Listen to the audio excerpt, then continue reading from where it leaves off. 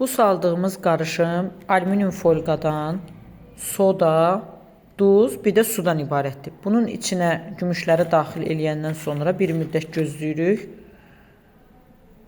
Bir müddət, hətta qapağını da bağlayıram ki, daha rahat, orada belə deyim də, üstündəki pası aparsın. Yəni qaralmış vəziyyətdə idi, gümüş paslanmış vəziyyətdə. İndi bir müddətdən sonra çıxardacağım. Gümüşü çıxardandan sonra bu qarışımdan daha sonra salfetka ilə silirik. Üstündəki paslar bu formada təmizlənir.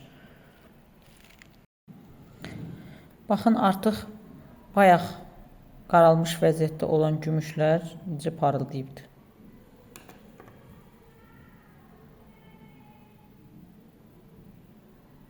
Formada bilərzikdə belə.